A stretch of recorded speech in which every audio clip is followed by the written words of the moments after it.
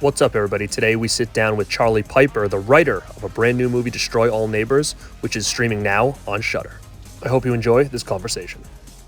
Welcome back to the RadPack podcast. We are here with writer and filmmaker Charlie Pieper for the brand new movie, Destroy All Neighbors. Man, what is going on? You've had a hell of a month. It's been pretty wild, a long time in the making, and yeah, the response has been nuts, and I think it's opened the door to all sorts of hopeful new weird stuff from me, so I'm just kind of riding the wave. Dude, that is awesome. I mean, we've all checked it out, and I know we did a couple reviews on it, and that's how we kind of came across you, so it's very cool that you took the time to be here tonight.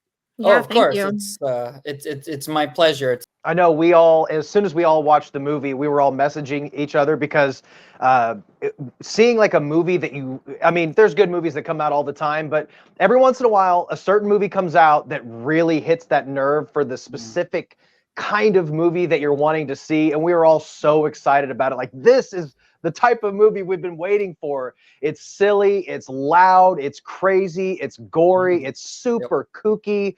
And I can't wait to kind of pick your brain on this and see where all this stuff came from. So came from right here, right in this apartment. It's where it all began. Well, leading into that, I did have a question. How did you come up with this story? What was the inspiration for it? Yeah, a little over a decade ago, I had a horrible, loud neighbor who moved in. He lived right behind me here, behind this wall.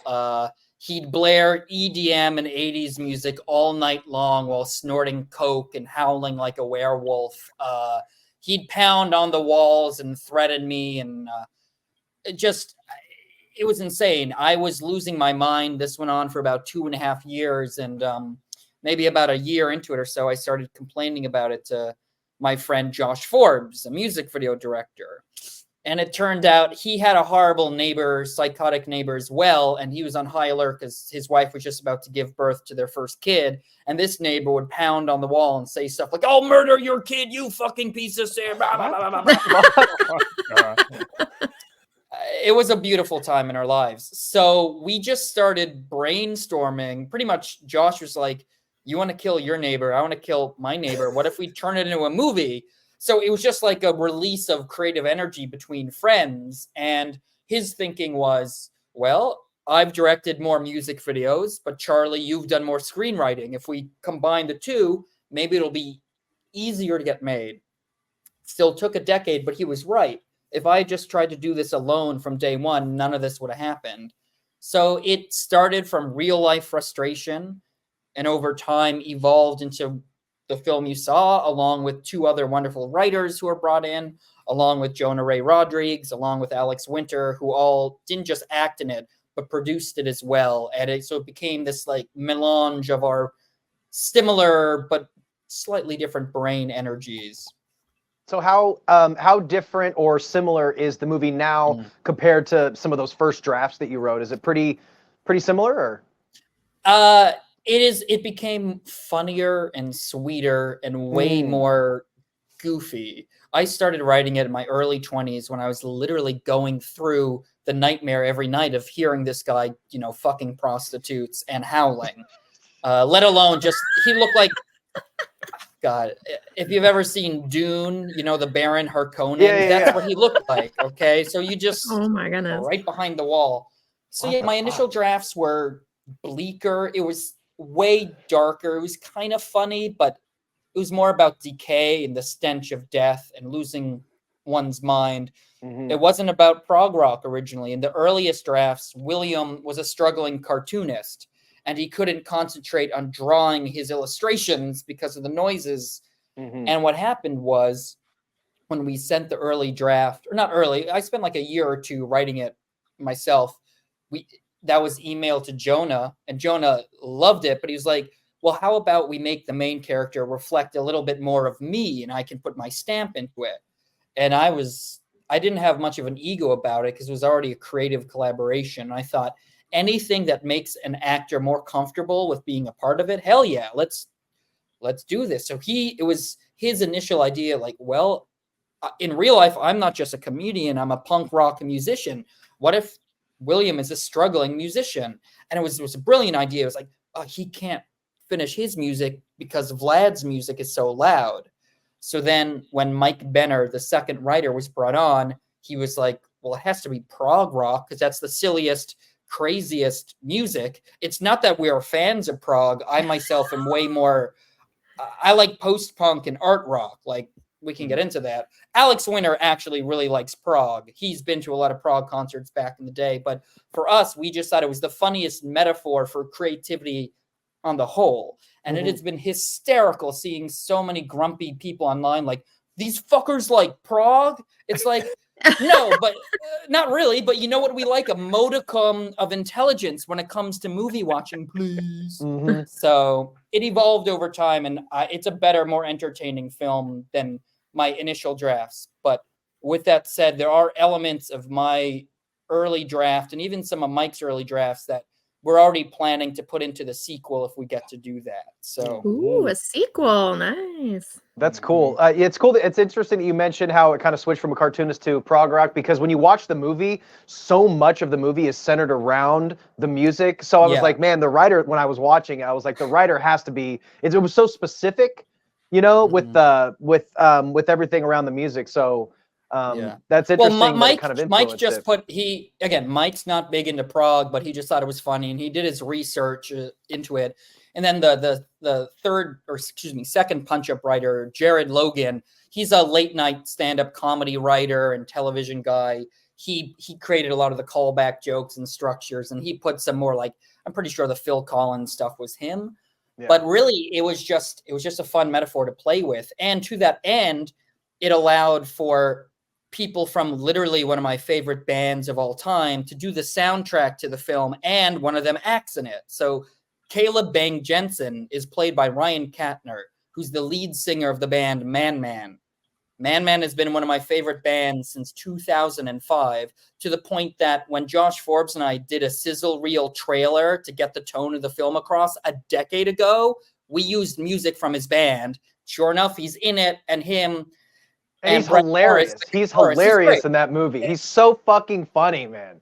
Yeah, thank you. It's been a blast, and the whole film is filled with people who've been in, let alone, look, I'm who I am because I saw Freaked as a kid. That was one of the biggest films of my childhood. I literally own that same shirt. Hell yeah.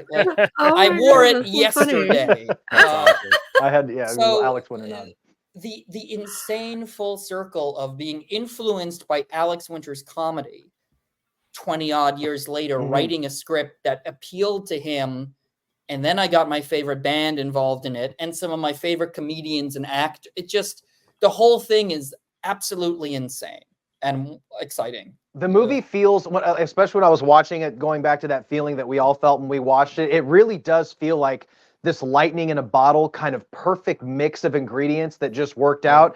And you're kind of answering through your answers a lot of questions that I had in here, because I was going to ask, were you or your directing partner, did you guys know Alex, or how did he even find out about this script? Alex, this whole thing is another interesting synchronicity. So after the first year and a half, 2 years of me writing, Josh emailed Jonah about it. I think they had maybe worked on one or two little things, web series or something in the early aughts. And Jonah, he was like, yeah, this is great. Let's make the character a little bit more like me, but this is a handshake agreement. You can say I'm attached, and if it helps you get money, we'll make the film. And it didn't. This was before he had MST3K, and it was so long ago, we got that typical note of all the studios being like, this is like the 80s. Nobody likes the 80s anymore. We don't do movies or TV shows with like 80 vibes. And it's also too funny to be scary, or it's too bloody. That aged poorly. Yeah, well, this was before Stranger Things. So it just kind of, it died. And I went on to do more of my short films. Jonah did MST3K. Josh Forbes directed, JoJo Siwa and Carly Rae Jepsen music videos and stuff, much to his comical chagrin. It's a horror movie guy. But when the quarantine happened in 2020, that's when it came back to life, because Jonah saw Bill and Ted 3 and suddenly saw Alex Winter in full prosthetics as the prisoner right? Bill. Yeah. And he was like, oh my God, he still loves doing that? What if he's Vlad? And on top of that, it turns out they lived in the same neighborhood. coincidentally. Holy shit. So they started just passing each other on the street and kind of like riffing. So they were neighbors and became friendly. Wow. And it got to a point where Jonah emailed Alex Winter and was like, hey, we've been working on this film. I think the sense of humor might appeal to you. If you're interested, maybe you'd like to come on and produce it. Use your name to help us get our foot in the door. And if you really want to, maybe you could be Vlad. And at first, Alex Winter wasn't sure. It's a lot of work to commit to. But about a week later, he emailed back. Was like, of course I have to be Vlad. Let's do it. And thanks to him, after 10 years of development, nothing, Shudder bought it, I think, like less than a week later. Oh, that's so incredible. I wonder how was Alex stoked about doing like another full like that's hours. He loves this shit. This is his Alex Winter is a lovely person and truly an angel. This film doesn't exist without him. And he came from he was a child actor on Broadway before he was a film actor in the 80s. So he comes from a character stage acting perspective. He's big into mask acting. He likes kabuki theater and Japanese no theater. So for him, what interests him isn't like 80s, 90s vibes. It is exaggerated character acting. And that it almost never happens again. So when he read the script and he realized this was a chance for him to do it again, he jumped at it.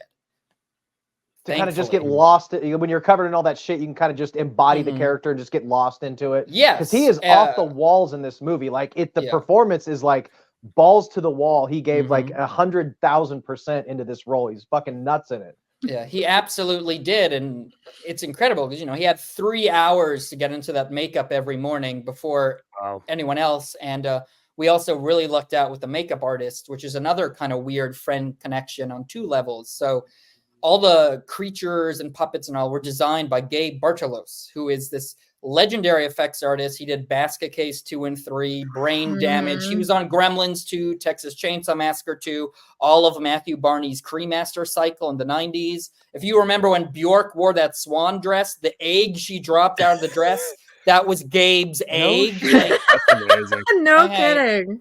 So was the plan to be so practical with the effects like that? Was the plan to have Vlad in full prosthetics? Was that always the plan when it was baked into the script? And in the earliest stages, Josh Forbes was considering going even further and making him fully like a puppet monstrosity.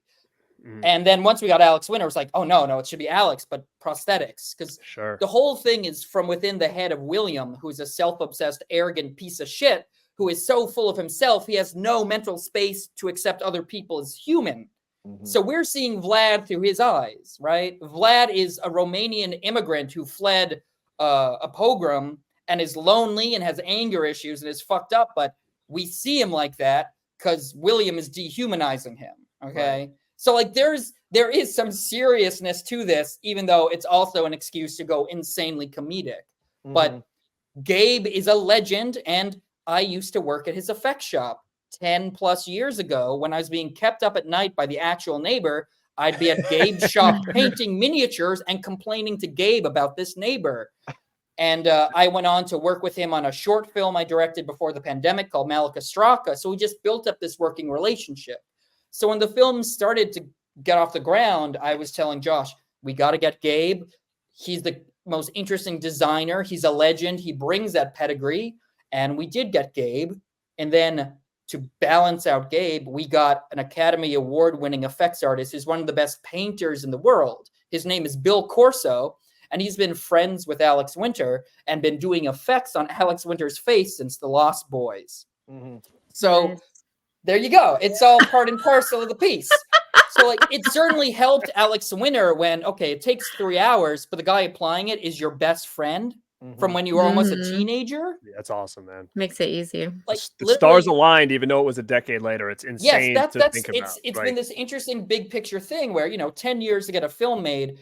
Don't get me wrong, it fucking sucked. I felt like a chump for 10 years crawling around, right? But we had a better film at the end because of it. So live and learn. It was just, Bill Corso, the last film he did before he came on to Destroy All Neighbors was Indiana Jones and the Dial of Destiny. And then you have some people online who are like, stupid effects look like shit. It's like, Oh, give me a fucking break. intentional much. Like it's Yeah, dude. Yeah. But that's a supposed to breath be of kind fresh cartoonish. air in nowadays. It's a breath of fresh air. It really was. And I think that's Thank you. why Yeah. I personally, I know Justin for sure as well, because we really love that stuff. And we both did our reviews, and we didn't watch each other's review or anything, but we both Mhm. mentioned the Henenlotter, what we Yeah. thought about that, right? And then you're telling me he did Mhm. Basket Case Yeah. 2, he did He you know, did brain 2 and damage, 3 and it's and like brain damage, right, bad like biology. it makes so much sense, right? Yeah. Yeah, and now I know it was exactly that who you're talking feel. about. Watching all the special features, he does little. He's in the he's he's a in guy all who those looks movies. like Anton LaVey is a weightlifter. Right. He is scary looking, but the biggest sweetheart. But man, And he I loves what remember he does. he is Loves just it. he's a I'm from New Jersey originally. He grew up in New York City, New Jersey area. So there's something about that like East Coast grumble grit, you know. Mhm. His effects company is called Atlantic West Effects because of the Atlantic Ocean being East Coast, but now he's here. He's just it's been a blast. And my hope is, I mean, everything I write has some sort of layer of hopeful practical effects. And if I get to do the feature version of my short Malakastraka, I'm going to get Gabe back to design those crustacean babies again. Like I just, at this point, it feels like it took a decade, but I found my filmic family and I want to keep it in the family because Mhm. that is the hardest thing, you know, is finding people on the right wavelength. There's a good kind of wave going of this, like Joe Bigos with his stuff, heavy practical effects, shooting on film, films like The Greasy Strangler, these quirky kind of throwback films that are just packed with so much bizarre imagery and all that stuff that, I mean, guys like, you know, me and fans of 80s movies and all that practical effects type stuff. But with a modern twinge to it because it feels like a modern movie. Well, it is. And that's what, this was very nice and sweet when Alex Winter told me this, but he said what appealed to him about the Destroy All Neighbors script wasn't the 80s or 90s vibes, because it's not. It's set in current day LA, and it's about the current day problems people in their mid 30s face when they're trapped in an economic downturn and don't have enough money to ever get out of an apartment, let alone maybe get out of their own head. It is encoded in our brains as 80s or 90s just because that's when those effects were done. Right. And it's not that those effects should have gone away, just CGI came and washed it all off. But to that end, but there has been a wave of kind of sillier, a lot of people are like, oh, this is like Psycho Goreman. And yeah, I love Psycho Goreman, but I love Psycho Goreman. You know, I think it's also, you know, a lot of my short films are very bleak and serious and disturbing. And I like that too. I like the extremes. What I'm saying is, why not have some fun with it? Why not have some fun? Right? I can still watch Possession whenever I want. I love it. And I would love to make a film like Possession, but also, hell yeah, Destroy All Neighbors. Let's do it.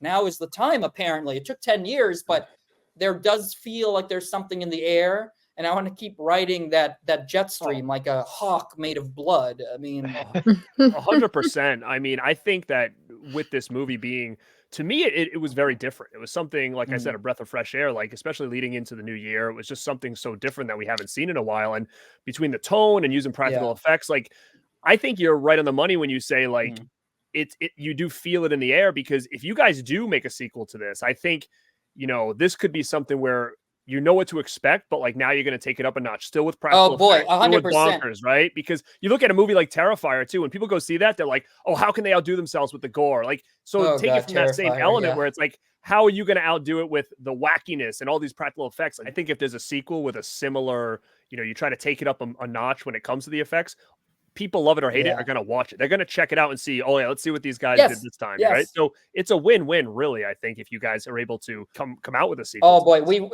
I can't go into any specifics because it's literally percolating now and it's not official. But Mike Benner and Josh Forbes and we met yesterday, and we have the skeletal outline of what a sequel could be, and we're working on a 1 page. And who knows? But it would be. You thought this was cranked to 11? You have no idea. You have no idea. So that's exciting. I love it because it's like you're back to kind of that fun horror element, which we don't get a lot. Yeah, the sequel would be fun. And here's the thing: we loved our entire cast so much that I am frustrated by the fact that it was such a tight script. We had a very tight shooting schedule. I want more moments with all the characters. Mm-hmm. And if we get to do a sequel, I think it would be funny to literally bring back every single person, even the people who are just extras, and just do more with all of them, because it became such a weird family unit. There are tiny little things that ended up on the cutting room floor, whether visually or in the script, that I'd want to elaborate on more. The breakneck speed of the film is baked into it, but it was also because we only had a 20-day shooting schedule for the whole film. And if you know even the littlest about filmmaking, you guys know more than a little, you're aware of this. Like, that is not enough to comfortably make a film like this. But because we had, across all aspects, the best people in their fields, everyone rose to the occasion. And the film being as good as it is a testament to the team we built out. Yeah. That's amazing. And I think I'm sure you could think of some clever ways to bring those characters back, because it's kind of, at least my interpretation of the movie, maybe I was completely wrong. There is a little bit of ambiguity as to a little bit. Yeah, well, I mean, I don't want to, some people haven't seen it, but sometimes I was thinking, okay, maybe am I overthinking this and it's not all in his head, or maybe it's in his head. Let me speak to that a little bit, because you're not the only one to be confused, and that is intentionally. The whole film is from the point of view of someone losing his mind. And we kind of push that. So, like, because sometimes people are like, well, why are the other people seeing the ghost, even if he's not there? And I'm like, because he's imagining it. It's still in his mind. But then, if there's a sequel, let's see. Can a couple of goofy comedy writers backtrack jokes into an extending metaphorical history that allows for supernatural resonance that makes things that seem dumb actually make sense? Fuck yeah. Yes, we can. Yeah. So if we get to do more, literally the joke will be that we will build a mythology out of bullshit and lean in hard. Because I love how they kind of form this kooky little family that kind of bands together. Yeah. In that kind of like Basket Case 2 and 3 kind of a vibe, where you have this group of freaks almost, where you have these over-the-top characters that are just nutty to look at, and but somehow they create this nice little family. And the film has like a lot of heart to it. I think maybe that's why it resonated for me, because when you have that much insanity and goofy stuff going on, I feel like it doesn't have to have anything to kind of rein it in emotionally, but I think it helps.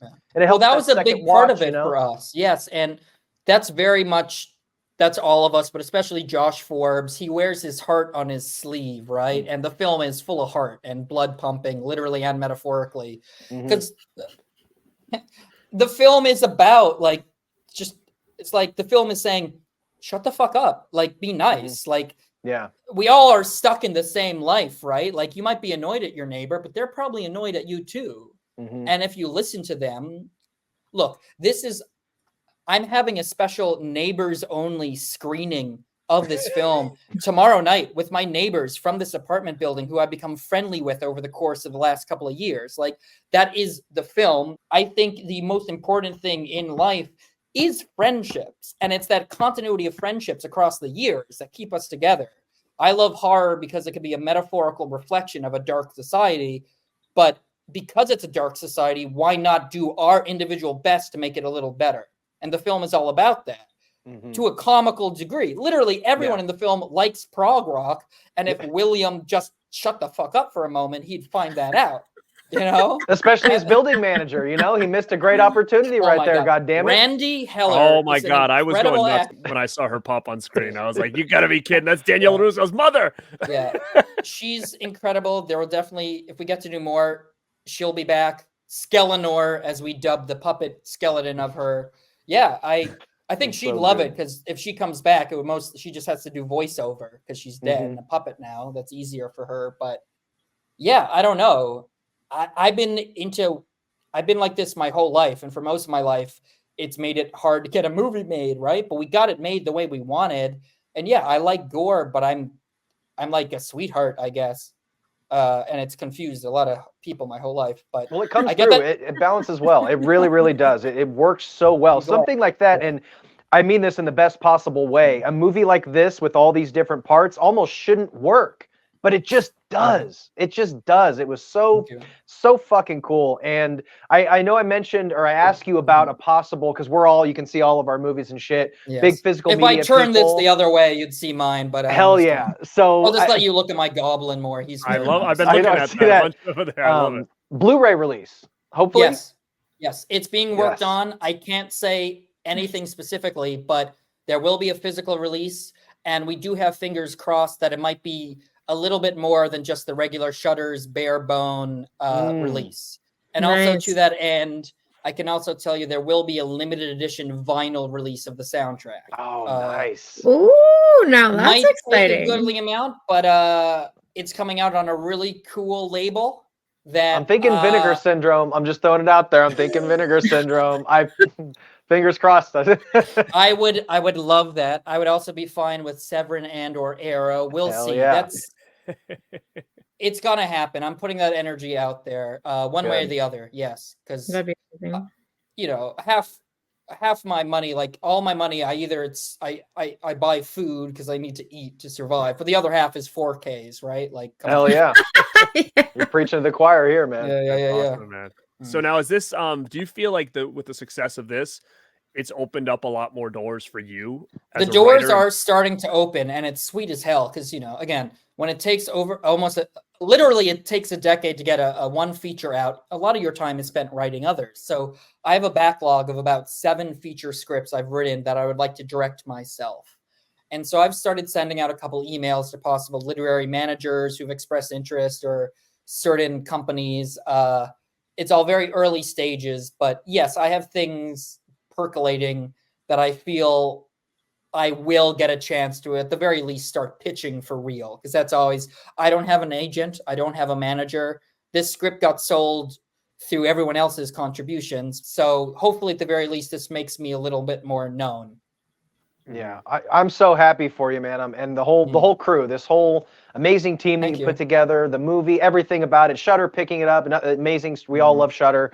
They've been the best. Nothing but love for Shudder. Seriously, they're so amazing. They're so amazing, man. I'm just congratulations on everything. This is just incredible movie. You seem like such a nice guy, and you deserve everything that's coming to you. So thank you. That's why we're happy to have you on here now. So when when you've got all these movies out there, so that's we'll see. That's good. One movie at a time. Whatever comes next, hopefully, will take less than another 10 years, and I think this time it will. So. Well, what's nice is you have material. It's not like you're like, okay, well, I'll start to write something. Like you've got a lot that you can work with, which is huge. And speaking to that short I mentioned that also Gabe did the effects for, that's also on Shudder. That short is on Shudder. And so it kind of makes sense to me, be like, well, you have the short and I have a feature script version of it, and you just got my first feature film. Shudder original. Let's go. Yeah, there you go. We'll see. That's awesome, man. Well, hell yeah. Well, where can everybody find you, man? I'm on Instagram at Pieper. That's CPIEPER. And I'm on Twitter as Inherent Charlie. Little riff on Thomas Pynchon's Inherent Vice there, because I really like that guy's writings.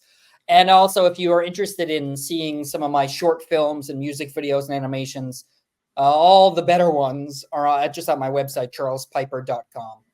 Cool. And I will plug that Instagram again, because you've been posting all kinds of BTS stuff, like props and makeup. Oh man, behind the it's been scenes so stuff exciting to finally be able to post all that, because I've been sitting on it for almost 2 years now. I wrote this film to be practical effects, and I wrote this film to start with a stop motion intro credit sequence, and we got that too by Rich Zim, who is one of the lead animators of Nightmare Before Christmas and James and the Giant Peach. This guy's incredible. Nice. So yeah, I want to celebrate all these other people because they fucking made it look so cool. It's amazing, man. And it does look cool. Thank you. So yeah, man, we appreciate you so much coming on here and talking about it, because like I said, we're definitely big fans and we're excited to see where this goes, because I definitely see a future in this series for sure. I'd love to see what you guys do next. So you're welcome. Thanks for having me. And yeah, stay tuned. More to come one way or the other, sooner or later. Yeah. Hell yeah, man. Awesome. Thank you, Charlie. Thank you so much, man. Appreciate it.